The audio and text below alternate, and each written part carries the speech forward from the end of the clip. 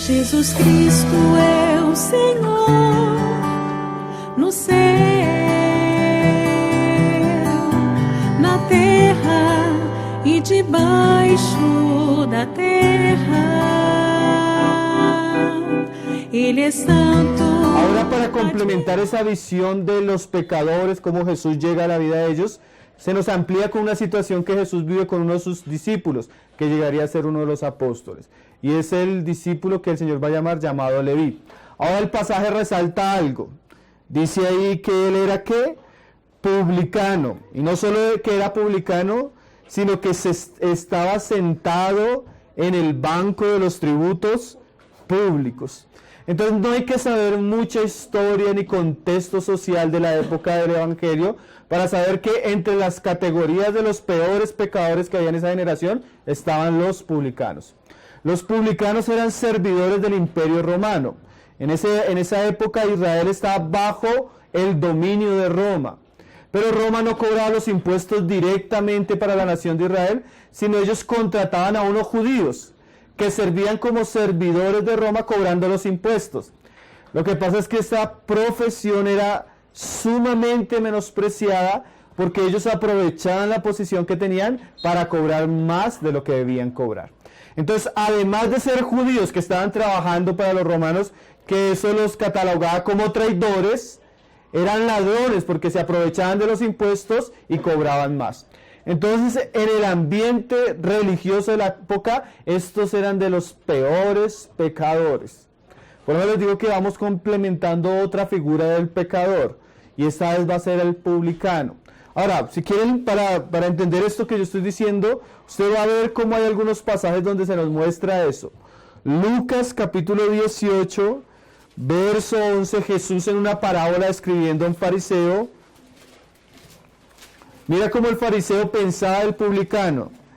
Dice en el verso 11, y el fariseo puesto en pie oraba consigo mismo diciendo de esta manera: Dios, te doy gracias porque no soy como los otros hombres, ladrones, injustos, adúlteros, ni aún como este publicano. Entonces mira cómo habla este hombre. No soy ladrón, no soy injusto, no soy adúltero y gracias a Dios menos publicano como este hombre. Entonces usted siempre va a encontrar que en el Nuevo Testamento, ahora no era solo un aspecto de los judíos. El mismo Señor Jesús usa la palabra publicano para referirse a una persona incrédula, para referirse a una persona pecadora. Entonces no es solo el ambiente religioso de los fariseos, sino el mismo Jesús también usa ese lenguaje para referirse a una persona no arrepentida. Si quiere, vaya conmigo ahí en Mateo 18, verso 17, donde el Señor enseña el proceso de disciplina cuando hay un pecador, que primero se le habla a solas, después se le habla con 2 testigos, después se le habla con la iglesia, y si él no escucha, tiene que ser considerado como. Dice ahí, Mateo 18, verso 17, dice: si no los oyere a ellos, dilo a la iglesia, y si no oyere a la iglesia, tenle por gentil y publicano. O sea, no solo era un asunto de los fariseos, el mismo Jesús se refería a los pecadores como publicanos. Eran personas menospreciadas por los judíos, por el ambiente religioso. Ahora, bueno, miren lo tremendo. Mateo 11, 19. Lea este pasaje que ahí ya comienza a hacer esto algo bien interesante. Porque a pesar de que eran personas ladronas, de eso lo decía el Talmud, eran estafadores, a pesar de ser personas impías, menospreciadas por las personas religiosas de la época, Jesús en su ministerio estuvo muy cerca a ellos. Es más, podemos decir que estuvo en algunas casas de ellos, y como vamos a ver el pasaje de hoy, uno de sus discípulos era uno de ellos. Tanto que llegaron a catalogar a Jesús de una manera, por andar con este tipo de personas. Que eso es muy interesante por lo que vamos a ver hoy. Dice en Mateo 11, verso 19, vino el Hijo del Hombre, hablando él mismo, que come y bebe, y dicen: he aquí un hombre comilón y bebedor de vino, amigo de publicanos y de pecadores. Entonces, a pesar de que los publicanos eran hombres pecadores, eran hombres tramposos, eran hombres estafadores, eran hombres menospreciados en su época, una de las características del ministerio de Jesús fue que Él fue amigo de publicano y de pecadores. La palabra amigo ahí en el griego es philo, que significa alguien que es cercano, alguien que es amistoso, alguien que es bondadoso. Y eso ya comienza a mostrarnos las características del evangelio que hemos estado estudiando. Jesús se acerca a Pedro a pesar de que Pedro le dice: apártate de mí que soy un pecador. Jesús, a pesar de que el leproso estaba lleno de lepra, porque el pasaje dice que estaba totalmente lleno de lepra, Jesús es capaz de tocarlo. Jesús también, cuando el paralítico es bajado por el techo, lo sana. ¿Qué quiere decir eso? Que el Señor tenía ¿qué? Compasión y amor por los pecadores. Eso es muy interesante, hermano. Jesús, siendo Dios mismo, encarnado, era tan diferente a los religiosos de la época, porque eran los religiosos de la época, ¿cómo eran? Ellos solo estaban en las primeras sillas sentados donde estaban solo los fariseos y los escribas. Ellos eran la élite religiosa, ellos no se querían contaminar con nadie. Los griegos eran igual, los filósofos nunca se sentarían en la casa de una persona simple o pobre.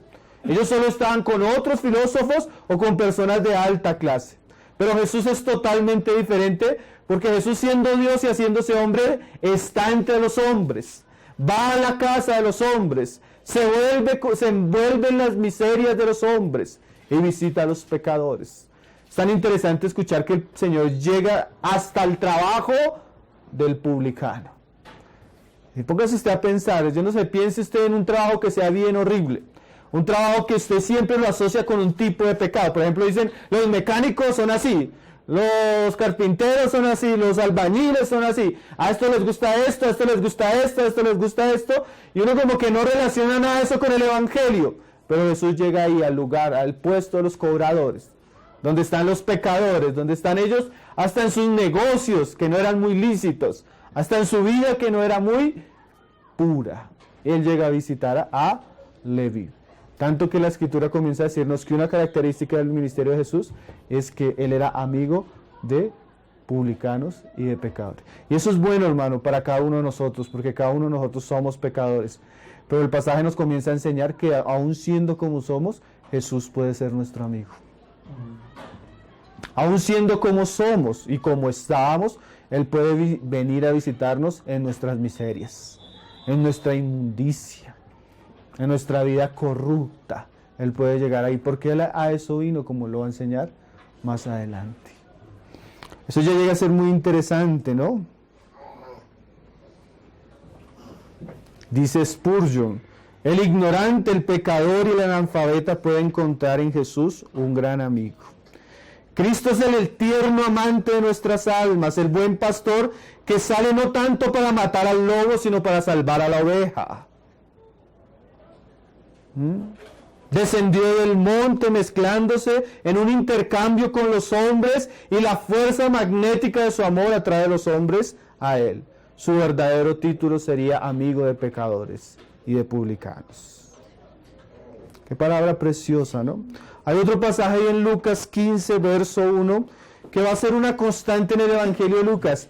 Lucas se siente muy impresionado y él relata bastante esto, cómo Jesús va donde los publicanos, cómo Jesús va donde los pecadores, cómo Jesús tiene amor por esas ovejas que nadie amaba, cómo Jesús va a buscar a aquellas que estaban perdidas y la religión no quería traer por su celo, su justicia propia. Dice ahí el pasaje, ¿no? En el verso 1, Lucas 15, verso 1, se acercaban a Jesús todos los publicanos y pecadores para oírle. Y los fariseos y los escribas murmuraban diciendo: este a los pecadores recibe y con ellos come. Usted va a ver que en el Evangelio de Lucas es un conflicto que Lucas está describiendo bastante. Mientras vienen los pecadores, los fariseos y los escribas se escandalizan. Ahora la siguiente parábola es una enseñanza para aquellos que estaban escandalizando. ¿Cuál es la parábola? La parábola de la oveja perdida. Si un hombre tiene 100 ovejas, se le pierde una oveja, él no deja las 99 por ir a buscar la oveja, y cuando la encuentra no hace una celebración, invita a sus amigos. Sí, ese es el contexto. Y ahora mira lo que dice en el verso 7. Os digo que así habrá más gozo en el cielo por un pecador que se arrepiente, que por 99 justos que no necesitan de arrepentimiento. Entonces miren lo tremendo. ¿Cuál es la alegría del cielo? La alegría del cielo es que cuando un pecador, solo uno, se arrepiente, eso causa una tremenda alegría y un tremendo gozo en los cielos. Podemos decir que en los cielos hay una gran atención y hay un gran deseo porque los pecadores se arrepientan.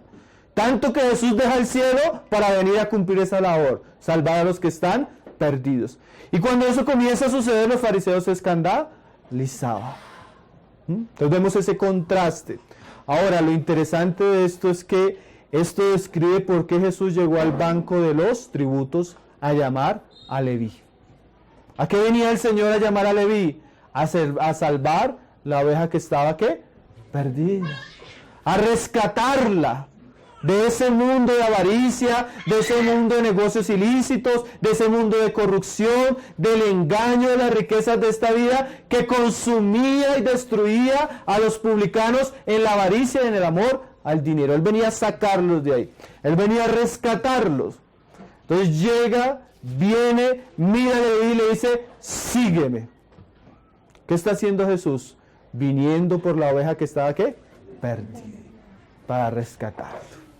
Y no solo él, hermano. Nosotros podríamos decir que a cada uno de nosotros el Señor ha llegado y nos ha dicho, ven y sígueme.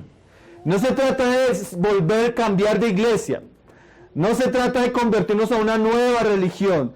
Se trata de que éramos hombres perdidos como ovejas que divagan en este mundo y que la voz amorosa del Señor llegó a nuestra vida y nos está diciendo, sígueme. Yo vine a salvarte, sígueme. Yo soy amigo de pecadores, sígueme. Estás perdido, pero yo soy tu Salvador. Él muestra amor hacia los hombres. Él muestra ¿qué? Compasión. Ese es nuestro Señor, que constantemente hace oír a su voz a los pecadores y les dice, sígueme, sígueme, sígueme, le está diciendo, hermano. Y si usted hasta ahora está escuchando la voz del Señor, seguramente para eso el Señor lo ha traído, para volverle a decir, sígueme, sígueme. Qué precioso, ¿no, hermanos? Ahora vamos al pasaje otra vez. Lucas 5, verso 27.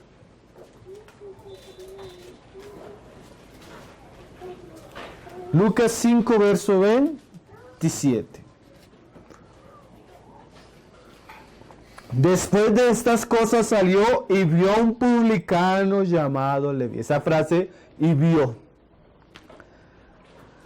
Hay un hermano que compuso una canción que decía, tanta y tanta y tanta gente, y tú pusiste los ojos en mí. Hermano, ¿cuántas millones de personas hay en este mundo? Y que uno a veces percibe tan claramente que el Señor le puso la mirada y le dice, sigue. Tantas personas, hermano. Y que el Señor nos haya llamado a nosotros. Qué precioso, ¿no? Y dice, y vio a un publicano llamado Leví sentado al banco de los tributos públicos y le dijo, sígueme. Entonces, por un lado, en un comienzo vemos a Cristo viniendo como un buen pastor a rescatar la oveja. Ahora vemos la respuesta de la oveja. Dice el pasaje, y dejándolo todo, se levantó y le siguió. Entonces ya es otro también una tremenda enseñanza. Leví al escuchar al Señor, seguramente como veníamos diciendo los sábados pasados, ya Jesús era muy popular. Ya Jesús tenía un ministerio muy conocido en toda la nación. Venían de todas las ciudades a sanar a los enfermos. Venían de todas las ciudades para que Jesús expulsara a los demonios. Ya venían hasta los fariseos y los escribas de Jerusalén, de Judea, de toda la región. Y cuando Leví ve a aquel Señor, el Señor que está predicando, que está sanando, que está salvando personas, le llama, Leví responde inmediatamente, ¿cómo? Con obediencia. Y el pasaje es muy insistente que dice que inmediatamente, ¿qué? Lo dejó todo y le siguió. Ahora, Eso es también bien descrito en otra parábola. Vamos a ver varias parábolas que representan esta realidad que estaba viviendo el Señor con especialmente los pecadores y también con los publicanos y los fariseos, los escribas y fariseos. Mateo 21, verso 28. Vamos a leerla así sea rápido para entender un poco esto que está sucediendo. Esta es la parábola de dos hijos. Claramente esos dos hijos, por el contexto donde se dice la parábola, representan los fariseos, los escribas y por otro lado los publicanos y los pecadores. 21, 28. Y dice: pero ¿qué os parece? Si usted ve el contexto, está respondiéndole a los fariseos. Igual que lo veíamos ahorita. Un hombre tenía dos hijos y acercándose al primero le dijo: hijo, ve a trabajar hoy en mi viña. Respondiendo él dijo: no quiero. Pero después arrepentido fue. Y acercándose al otro le dijo de la misma manera y respondiendo él dijo: sí, Señor, voy. Y no fue. ¿Cuál de los dos hizo la voluntad de su padre? Entonces mira lo que él les está enseñando a los fariseos. Les da una parábola. La parábola tiene una enseñanza espiritual. Hay un padre que tiene dos hijos. Le dice al primero hijo: hijo, ve a trabajar a la viña. Y el primero le dice: sí, yo voy. ¿Alá? El segundo. Ah, sí, el primero dijo: no quiero, pero después arrepentido fue. Y el segundo dijo: no quiero, sí quiero, pero no fue. Entonces, tenemos dos hijos. Uno que dice sí en un comienzo, pero en realidad no va. Otro que dice no, pero en realidad va.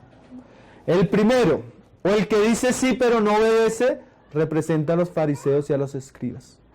Ellos tenían la esperanza en Dios, ellos tenían la esperanza en las Escrituras, y cuando vino el verdadero llamado de Dios, al que supuestamente ellos habían dicho que sí por su misma religión, cuando fueron a ver, en realidad no fueron.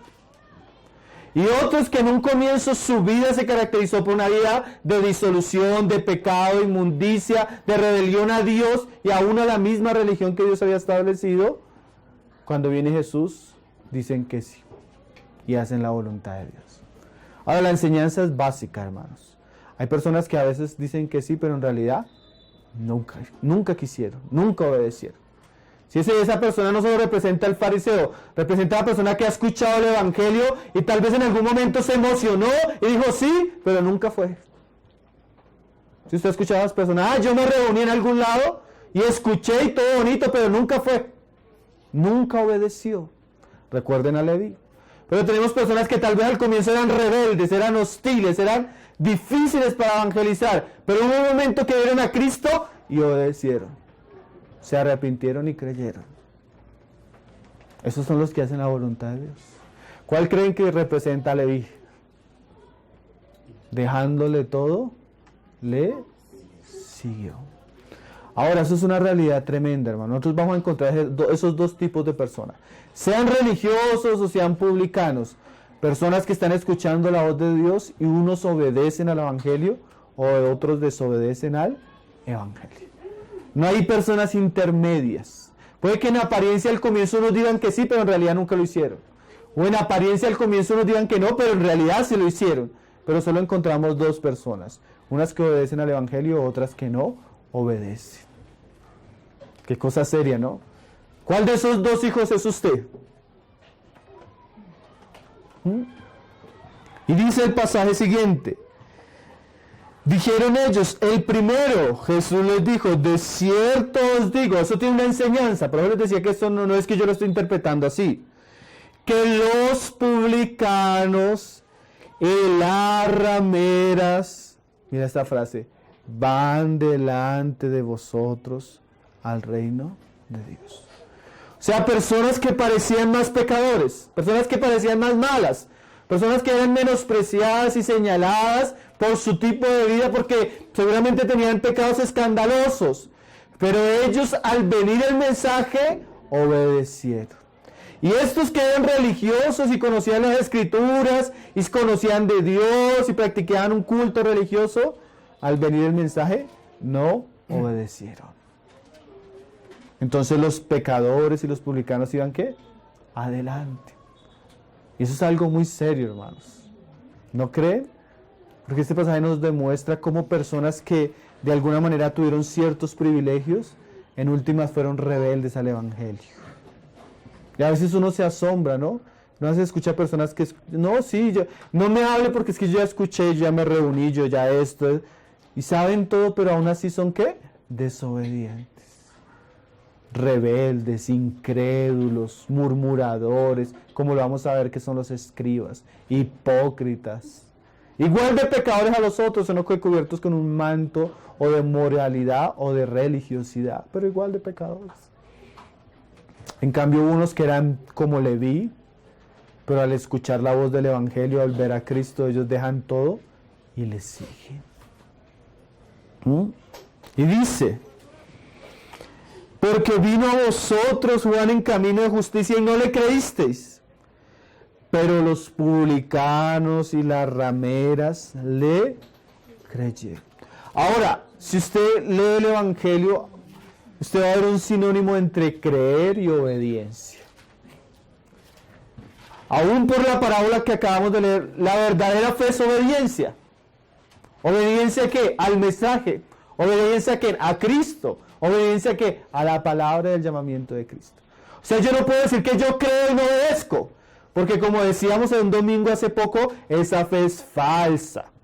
Esa fe es una mentira. La persona está engañada. Si cree y no obedece, se está engañando a sí mismo porque la fe produce obras y obediencia.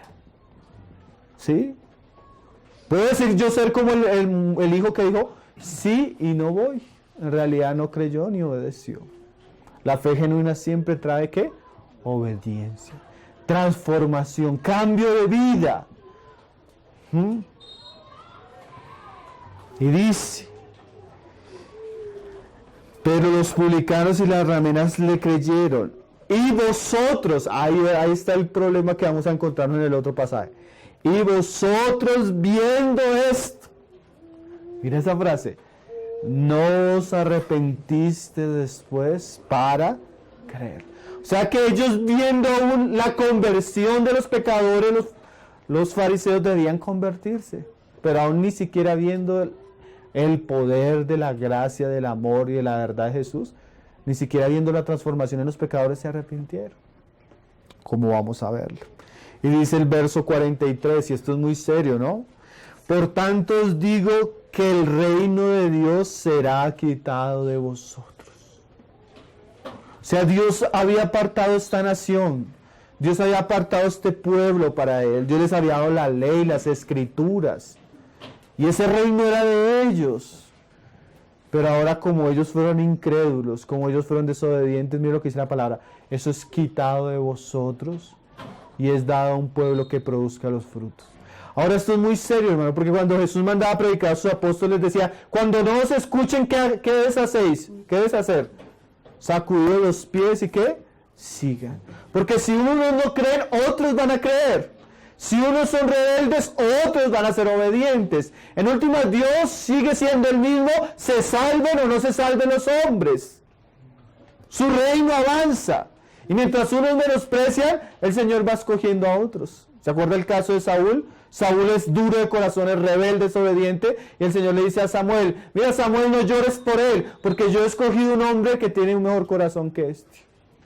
Mientras los publicanos y los fariseos en su religión se muerden en su necedad y en su locura, como serpientes que se muerden a sí mismos, Dios va escogiendo pecadores.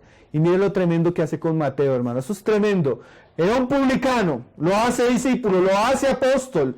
Y llega Mateo a escribir el evangelio que está dirigido especialmente a los judíos. Porque cuando usted comienza a estudiar los evangelios, tienen un destinatario. Escritos en una manera, en un lenguaje y con un destinatario. Y el evangelio de Lucas es para los gentiles. Lo mismo Juan. Pero cuando usted comienza a leer Mateo, Mateo es para los judíos. Y usa toda la ley y las profecías de la ley para mostrar que Jesús era el Cristo. Y Dios escoge de lo vil, del publicano, el que no era religioso, para ser un apóstol y el escritor a los que lo menospreciaban.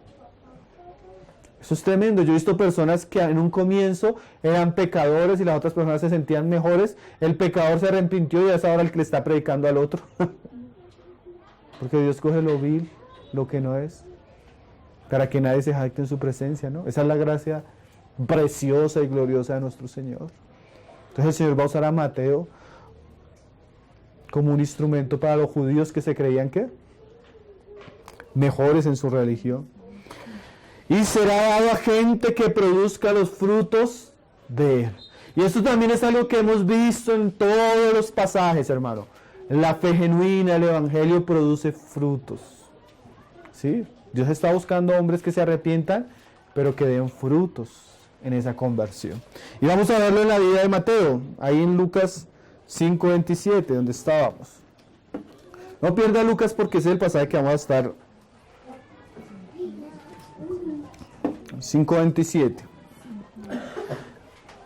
Y ahora el 28. Y dejándolo todo, se levantó y le siguió. Hermano, eso ya es un fruto. Imagínate un publicano cuántas cosas no tendría, hermano.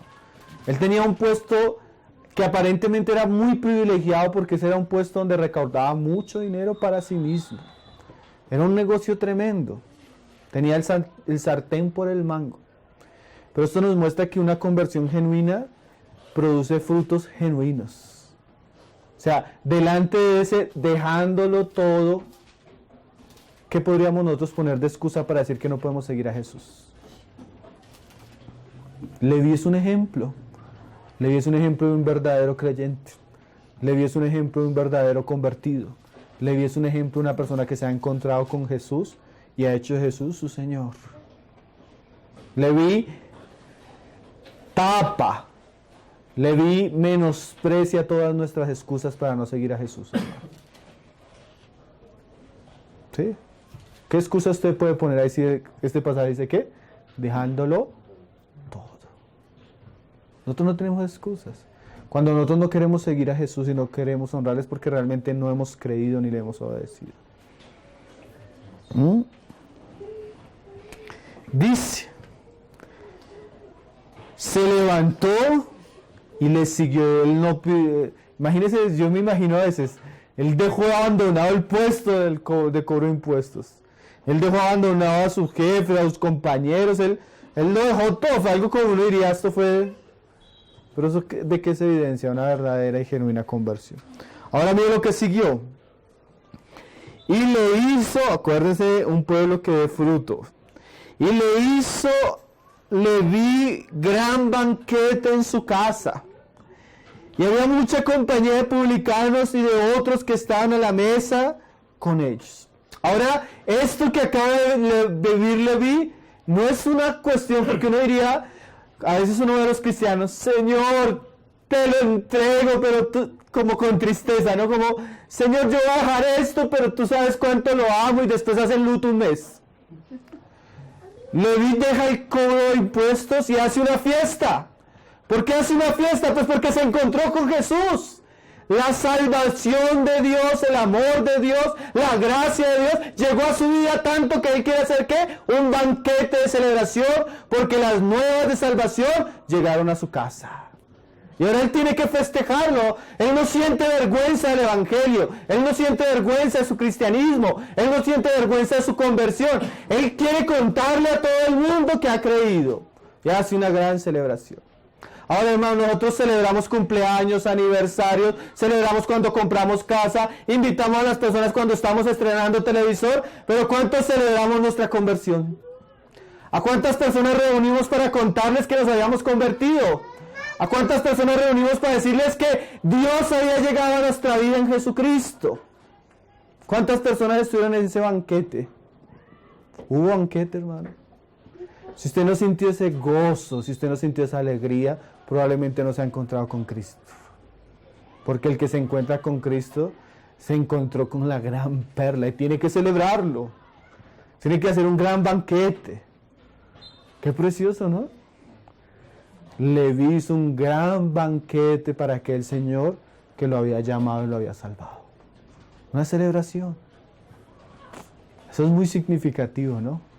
Estaba en una ciudad en Brasil y un joven me dijo, hermano, ahorita que me convertí, no sé qué hacer, tengo planeado, voy a alquilar un lugar, voy a invitar a la familia, la excusa es que me voy de la ciudad, pero con esa excusa voy a invitar a la familia y voy a invitar a un predicador para que le predique a toda la familia. Miren lo precioso, hermanos. Ahí uno se da cuenta que el Señor obró en una vida. Ya es lo único que él pensaba era poderle hablar a los demás. Dijo J.C. Ryle, ningún verdadero convertido quiere ir al cielo solo. Ningún verdadero convertido quiere ir al cielo. Él quiere involucrar a las personas que conoce. Él quiere involucrar a su familia, él quiere involucrar a sus amigos, él quiere involucrar a sus compañeros de trabajo que eran igual de publicanos a él. Para que conozcan, ¿no? ¿Qué es esto, hermano? Y le voy a dar, este reino es quitado a vosotros, pero voy a darlo a un pueblo que dé los frutos de él. Y Leví ya comenzó a dar frutos. Yo recuerdo mucho y siempre, yo no sé si ustedes, sí, seguramente lo hemos leído, el pasaje de Lucas, de Hechos 10, verso 24.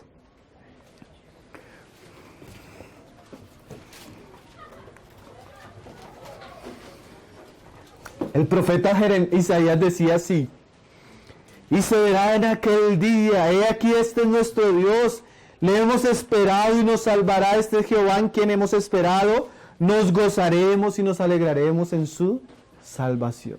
O sea, las profecías relacionaban la salvación con el Señor con un gran gozo, con una gran alegría, con una gran celebración. Y mira lo que hizo Cornelio, que eso me parece también muy interesante en Leví. Cornelio se entera que le van a predicar el Evangelio, y el Evangelio que trae Pedro es para salvación, eso se lo dijo el ángel. Ahora Cornelio está en la expectativa de Pedro, pero mire lo que hace Cornelio, lo mismo que hizo Leví, hermano. Y dice, ahí en Hechos 10:24, al otro día entraron en Cesarea y Cornelio los estaba esperando a Pedro y a los soldados que habían mandado traerlo. Habiendo convocado a sus parientes y amigos más íntimos. Mira esa frase, hermano. Cornelio, al saber que iba a llegar Pedro con el Evangelio, reunió a su familia y a sus amigos más íntimos. Ahora es triste, hermano. Hay cristianos que tienen amigos íntimos de 2 o 3 años que no saben que son cristianos. No me responda. Su familia, sus amigos íntimos, ¿saben que usted es cristiano? ¿Nos ha invitado usted a la celebración de la predicación del Evangelio? ¿O todavía sigue usted siendo de la secreta? Que en realidad la secreta no sirve, hermano. La secreta no existe. Generalmente los que son de las secretas no han tenido una verdadera conversión. El nuevo nacimiento es como cuando nace un bebé. Lo primero que hace es gritar. Si usted no se le ha escuchado la voz es porque todavía nació muerto. ¿O no nació el bebé? Porque un bebé cuando nace lo primero que hace es... El cristiano tal vez no sepa escatología, no sepa eclesiología, no sepa griego, no sepa hebreo. Tal vez no sepa los últimos tiempos, no sabe el anticristo. Pero si él ha conocido a Jesús ya tiene un mensaje para contar, hermano. Ya tiene algo para celebrar. No solo el día de su conversión, sino para siempre. Ha llegado la salvación, ha llegado nuestro Salvador, como dice Isaías, alegrémonos y ahora gocémonos. Entonces Leví ya comienza a dar fruto, hermano, ya comienza a dar fruto. Preciosa esa conversión, ¿no? Dice, pues vamos al pasaje, en el 30. Y había, el 29... Y había mucha compañía de publicanos, o sea que no solo llegó un publicano. Es posible que la conversión de Leví trajo a otros publicanos a la fe. Y de otros que estaban a la mesa con ellos. Entonces mira lo que pasó. Ahora vamos a pasar de la conversión de Leví, la celebración de Leví, a la oposición de los escribas y fariseos. Y dice, ahí en el 30... Y los escribas y los fariseos murmuraban contra los discípulos diciendo, ¿por qué coméis y bebéis con publicanos y pecadores? Entonces, por un lado, recuérdese, el cielo está haciendo una celebración, hermano. Eso también es interesante. Cuando un pecador se convierte, hay una celebración en el cielo. Pero también debería haber una celebración en la tierra, hermanos. En el cielo la hizo el Padre gozándose que Leví se había convertido, y en la tierra la celebró Leví con el banquete. Va a haber 2 celebraciones, no solo una allá, sino una acá.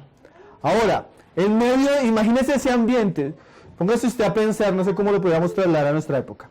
Estamos en una reunión, comenzamos a predicar y una de las personas más pecadoras comienzan a arrepentirse y en su arrepentimiento nos invitan a su casa para que le prediquemos a sus amigos y llegamos y comenzamos a predicar a los amigos y comienzan a convertirse los amigos pecadores y alguien comienza a decir, oiga, pero esos hermanos cómo van a ir a la casa de fulano de tal que es un tremendo pecador.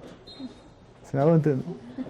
Esos cristianos cómo se van a juntar a meter en la casa si esos son los que venden vicios, son los ladrones del barrio, o esos son los homosexuales, o esos son las... ¿Cómo van a ir a esa casa? ¿Cómo se van a juntar con esa gente? No hay cómo trasladarlo. Lo que pasa es que nosotros no tenemos un ambiente tan religioso tan fuerte como el de la época. El asunto es que los fariseos se levantan y comienzan a oponerse a lo que está sucediendo. Y usted va a leerlo. Nosotros hasta ahora estamos comenzando el evangelio, porque es un evangelio bien grueso. Pero ya usted en estos primeros capítulos, como lo veíamos en la predicación de Juan el Bautista, vemos a los escribas y a los fariseos siempre oponiendo, siempre. Eran personas incrédulas. ¿Se acuerdan el pasaje anterior que decía que blasfemaron contra el Señor diciendo quién es este para perdonar pecados?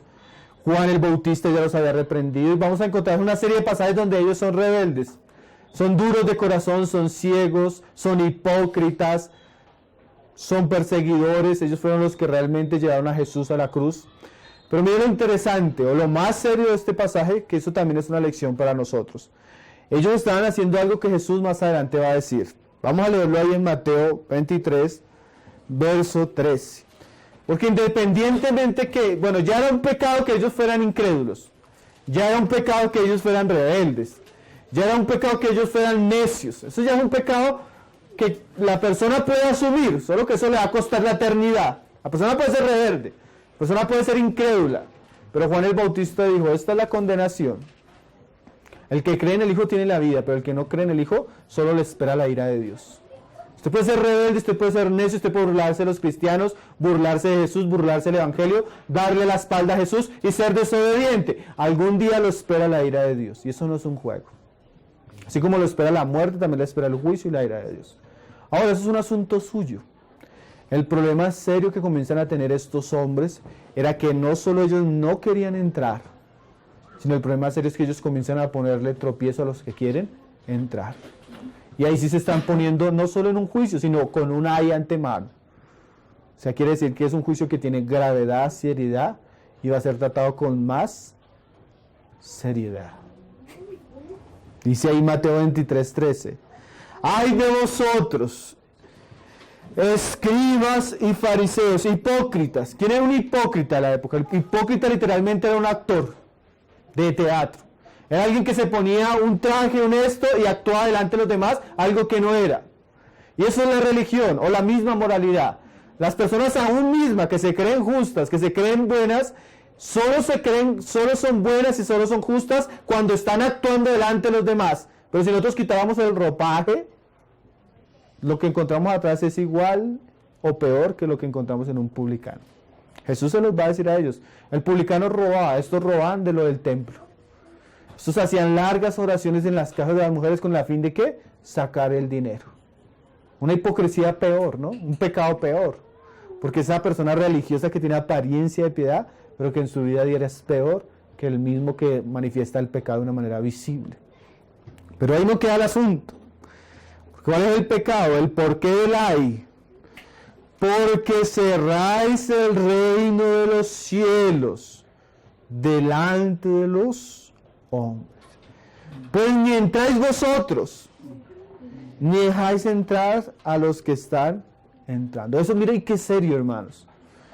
O sea, ya ellos eran rebeldes, ya ellos no querían entrar. Pero el problema es que no solo no quieren entrar, sino que no quieren dejar entrar a los otros. Ellos no se arrepienten y no quieren que los otros tampoco se arrepientan. Ellos no quieren creer y se oponen a los que quieren creer. Y era tan serio que estos hombres en la época, en Jerusalén, hubo un momento que el Señor hizo un milagro. Yo sé que ustedes conocen el pasaje. Y un ciego fue sanado. Y le preguntan, ¿quién te sanó? No sé, porque era ciego, no vio quién lo sanó. Yo sé que el que me sanó es profeta que me sanó. Pero ya comenzaron a saber que era Jesús. Entonces traen a los papás y le dicen, ¿quién? ¿Era ciego de nacimiento? Sí, era ciego. ¿Quién lo sanó? No sé. Dice el pasaje que no, él no dijo que era Jesús porque tenía miedo. ¿Y por qué tenía miedo? Porque ellos habían dicho que cualquiera que confesara que Jesús era el Cristo, lo iban a expulsar de la sinagoga. Mira lo que estaban haciendo. O sea, si usted si usted llega a decir que Jesús es el Cristo, usted ya no vuelve a entrar a la sinagoga. Y eso no era solo una expulsión religiosa, sino era algo social. El que no entraba a la sinagoga porque era un impío, un pecador, un publicano. Y ellos comienzan a actuar de una manera que en vez de llevar a los pecadores a arrepentirse, comienzan a oponerse al evangelio y a la conversión de las personas. Y eso ya comienza a ser un mensaje. Si usted por lo menos es incrédulo, le doy un consejo. Si usted por lo menos no quiere creer, no quiere seguir a Jesús, no le sea tropiezo a otros. Porque lo que ya le espera es serio, pero no como nada como cuando usted comienza a hacer tropiezo a los que quieren creer. ¿Sí? ¿Se han escuchado a una persona que dice, no, yo no creí? Cuidado, tenga cuidado con los cristianos, porque los cristianos, las iglesias son esto, y comienzan a, en vez de qué, abrir las puertas, comienzan a ponerse en las puertas e impedir que otros lleguen. Entonces los fariseos, en vez de ser facilitadores, estaban siendo personas que eran tropiezos. En vez de ayudar, estaban siendo personas que estaban, ¿qué? Oponiendo. En vez de colaborar, estaban perjudicando con la obra del Señor. El Señor nos guarde, hermanos, ¿no? Qué serio es que una persona se ponga en la puerta y no deje pasar. Ahora, hermanos, si usted... Esto también es serio. Dice Romanos así, que el nombre de Dios es blasfemado por causa de nosotros. Entonces, si usted es un cristiano hipócrita, si usted es un cristiano que vive un falso cristianismo, si usted es un cristiano que no representa lo que cree, usted también se está poniendo en medio y no está dejando entrar a otros que vienen. Usted tiene que tener cuidado de que su vida no sea tropiezo para otros, que no sea tropiezo para el evangelio, que no sea tropiezo para sus hijos, para sus familiares, para sus vecinos, para los hermanos. Eso es muy serio, hermanos. Yo una vez veía una película, yo creo que ustedes la han visto, creo que se llama Valientes, los policías que quieren salvar, Reto de Valientes. Entonces llega uno de los protagonistas y dice, ¿usted por qué no cree? No me gusta el cristianismo. ¿Por qué no? No, yo fui toda la vida a la iglesia. ¿Y por qué no fue a la iglesia? ¿Por qué no cree en Cristo? No, porque mi papá era un hipócrita. Solo iba a la iglesia, pero cuando salía allí era totalmente diferente. Yo no quiero ser un hipócrita. Es tremendo. A mí me pareció esa frase, cuando la escuché la primera vez, me pareció tremenda, ¿no? Uno en su falsa realidad, en su falsa vida, en su falso testimonio, puede volverse un tropiezo, hermano. El Señor nos libre, ¿no? El Señor nos libre a veces porque puede ser de una manera práctica o puede ser de una manera religiosa, ¿no? A veces usted llega a un templo cristiano y cuando la persona llega con buena ropa o es una persona de buen nombre, le dicen, siéntese acá. Pero si entra así el muchacho, así malacaroso, con pinta vicioso, y una vez lo dejan atrás. ¿Sí se ha visto eso? Eso es tremendo, hermano, porque eso es una situación que es vergonzosa para el evangelio, hermano. ¿Cuántas personas al ver eso dicen, uy, no, si así son los cristianos, eso, sí? Y comenzamos a hacer tropiezos, hermano. Cuando usted llega a una iglesia y no le han predicado el evangelio, ya le han pedido plata 3 veces en el culto, usted ya comienza a escandalizarse, ¿no? Entonces es muy serio cuando nosotros que deberíamos ser puerta, hacemos de la puerta de la casa de Dios un muro para que la gente no entre y se tropiece escandalizada con nosotros. El Señor nos libre de eso, ¿no?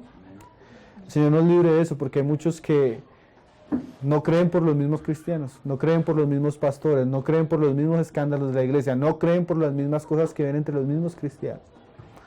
El Señor nos guarde de eso, hermanos.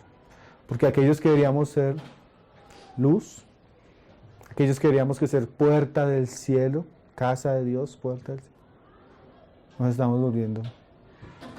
Y eso es triste, hermano. Hay una cosa, una estadística que yo leí en Brasil que me dejó así impactado. Las 3 profesiones que más menosprecian los ciudadanos, en las que menos confían. La primera es los políticos. La segunda, en Brasil, acá es igual. La segunda, la policía. La tercera, los pastores. Hermano, hace 1 siglo, 2 siglos, los pastores eran personas que tenían autoridad en la sociedad, hermano. Eran personas respetadas. Hoy no los bajan de ladrones. No los bajan de ladrones, hermano. ¿Por qué? Porque han convertido y han profanado el mismo evangelio de Cristo. Entonces, los que deberíamos abrir la puerta la estamos a veces, ¿qué? Cerrando. Señor nos guarde de eso. Dice Mateo 18:6. Dice: y cualquiera que haga tropezar a uno de estos pequeños que creen en mí. Imagínese, está llegando una persona nueva. Imagínese, está llegando una persona nueva. Y se encuentra por ahí uno con que lo haga tropezar. Señor nos guarde, ¿no? Que Señor nos guarde, ¿no?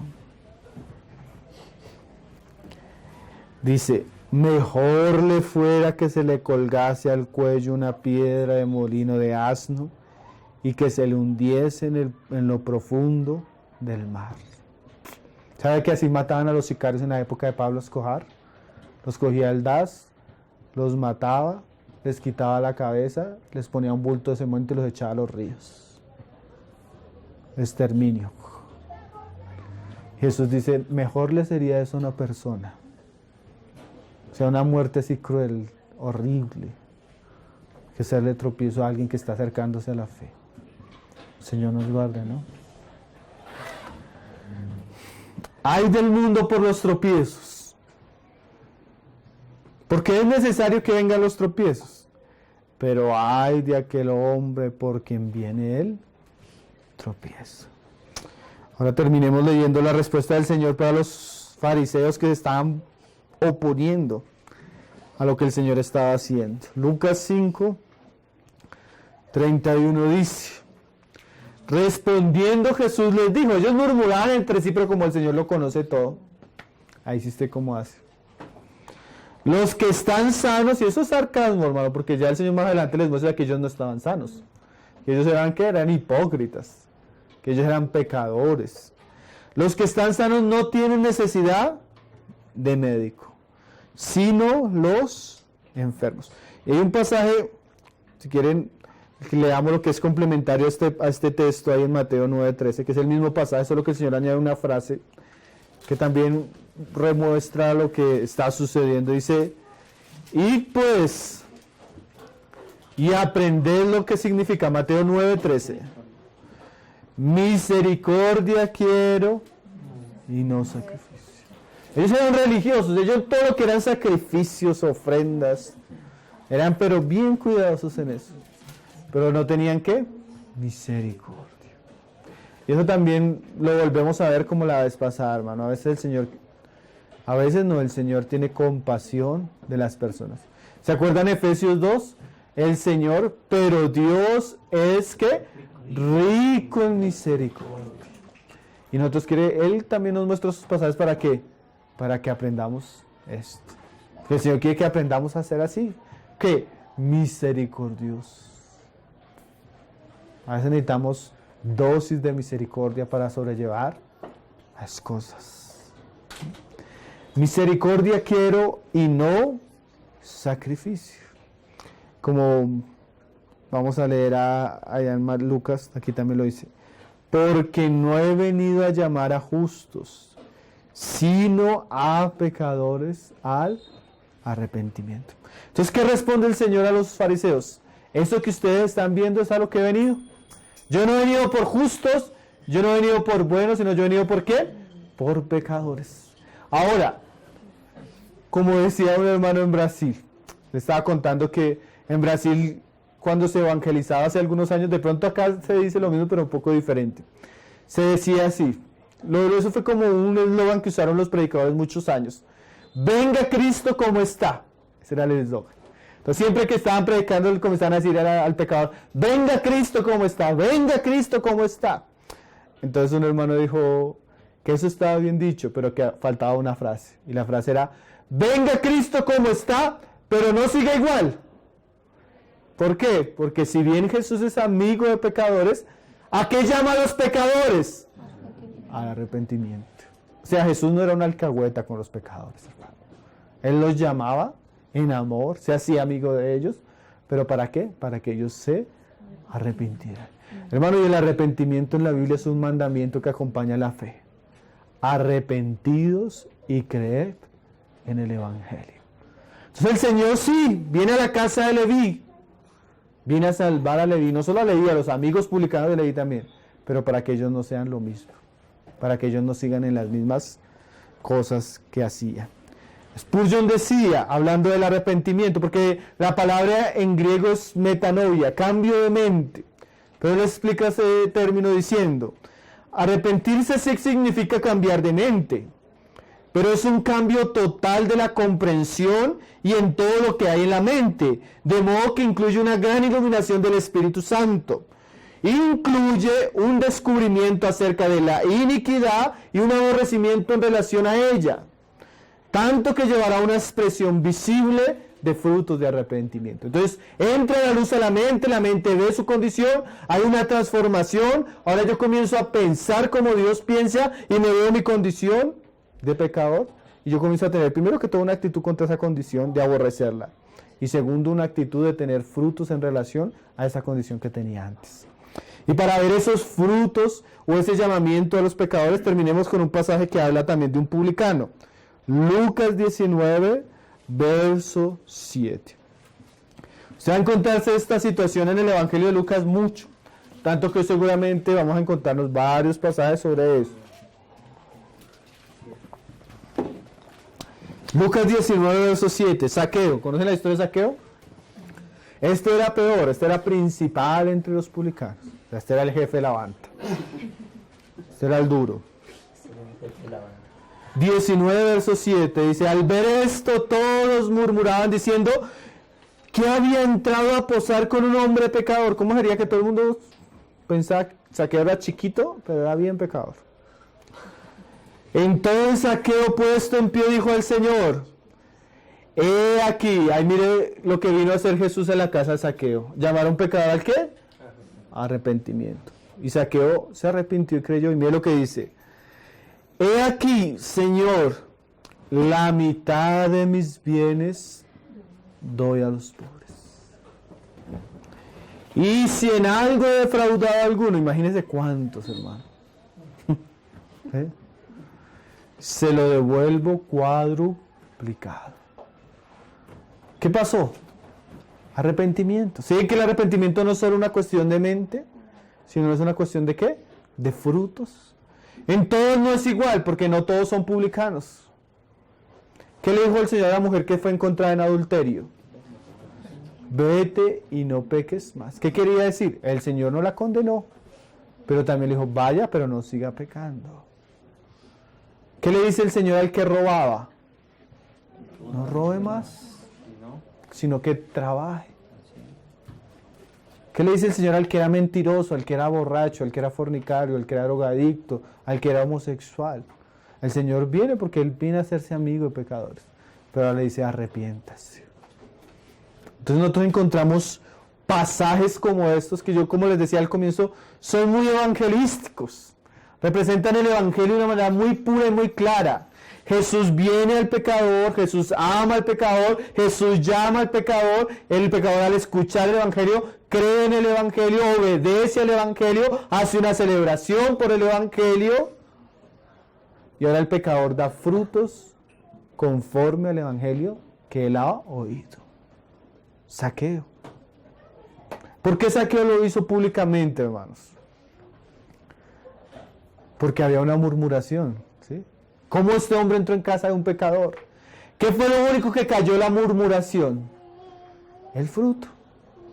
Y así es la conversión. A veces uno está como, ¿será que se convirtió?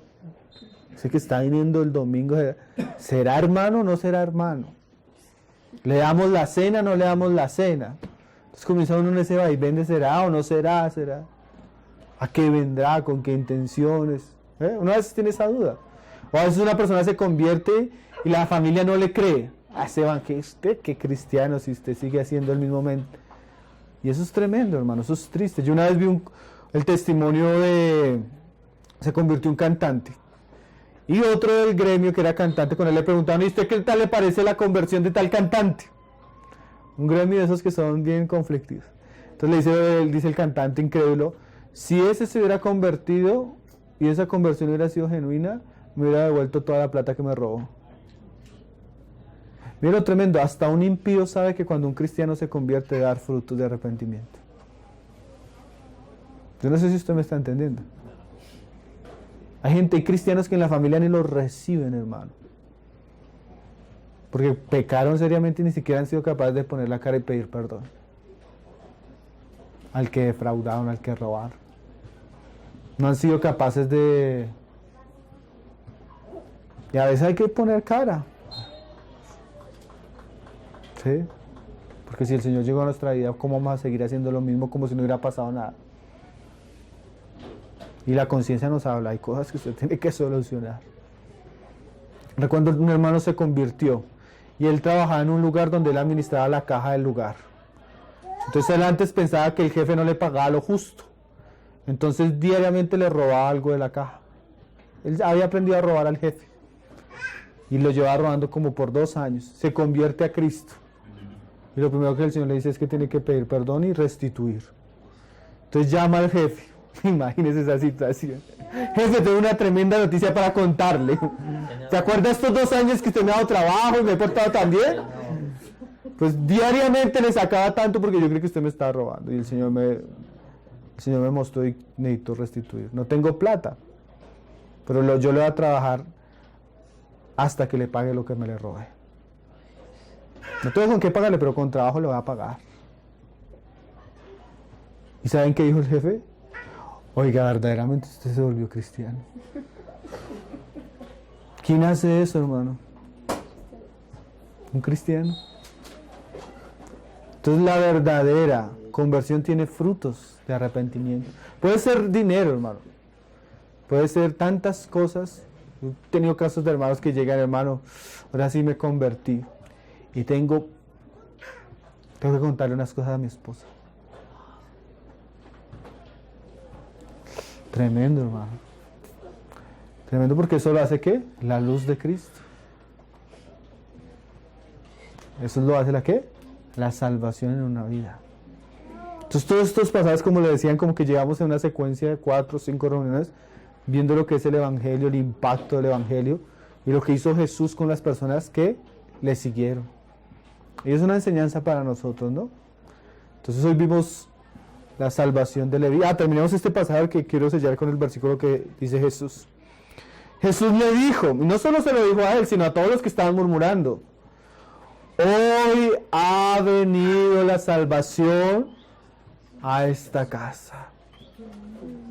¿Sí? A eso vino, ¿no? El Señor vino a traer salvación. Por cuanto Él también es hijo de Abraham. Porque el Hijo del Hombre vino a buscar y a salvar, ¿qué? Lo que se había perdido.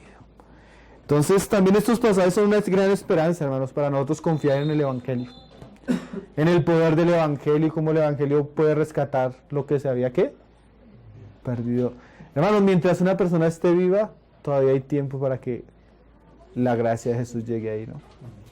Entonces, bueno, hoy hablamos del llamamiento de Leví y el ministerio de Jesús. Él vino a salvar lo que se había perdido. Entonces ha sido pienso que los últimos 4 sábados ha sido muy interesante, ¿no? Como una pequeña serie entre la serie, donde el Señor nos muestra un poco aspectos del Evangelio, que nos vamos a encontrar a través de todo el Evangelio cuando lo vamos estudiando. Pero estos pasajes son bien interesantes.